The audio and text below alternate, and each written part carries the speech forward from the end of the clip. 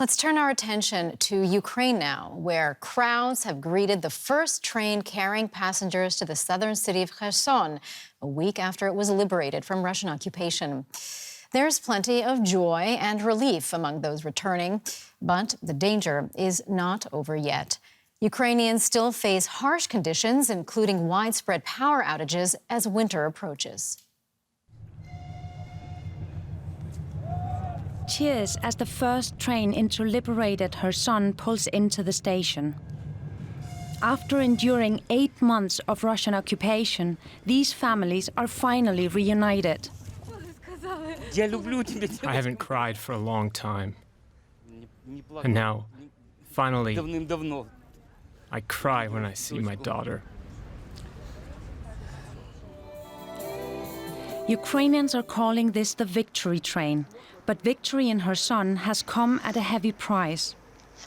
Russian soldiers left the city in pieces, littered with landmines, and its power grid in ruins. As Ukrainian troops make gains on the battlefield, Moscow has been targeting the power grid instead. Nearly half of the network has already been destroyed, leaving millions of Ukrainians without heat or electricity at a time when temperatures are dropping below zero. The head of Ukraine's biggest private energy firm has urged people to leave the country to reduce demand.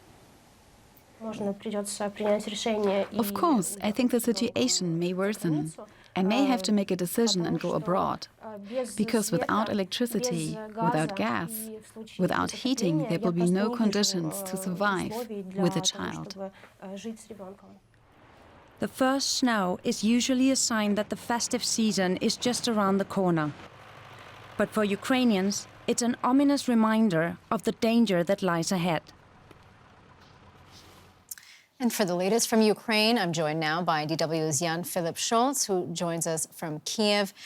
How badly are the power shortages affecting the country? I mean, is a complete shutdown imminent?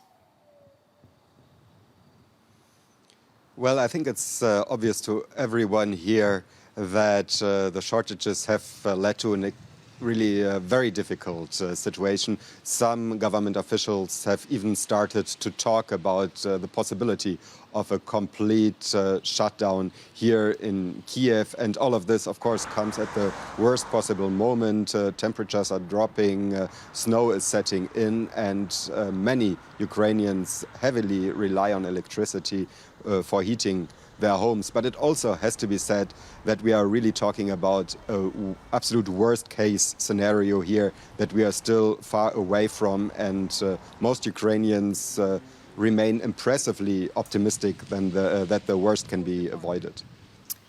Well, we did see at least a small glimpse of hope, some joy, as outlined in our report. These Ukrainian families reuniting in the city of Kherson as the train station there reopened. And yet, Ukraine's largest energy firm is urging people to think about leaving the country to save energy. You talk about the resilience of the Ukrainian people, but will they just have to leave their homes to survive this winter?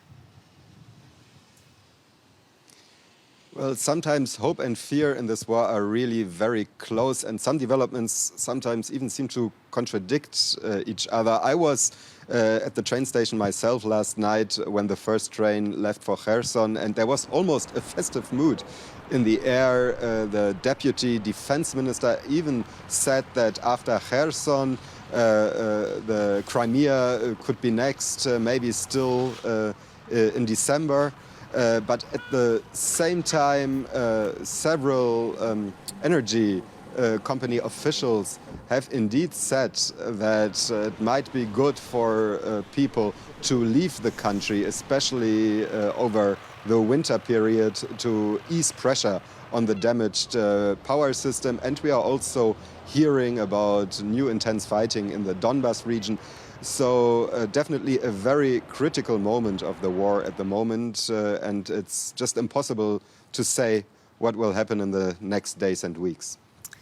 Indeed, it remains a very difficult situation in Ukraine. DW's Jan-Philipp Scholz reporting for us from Kiev. Thanks.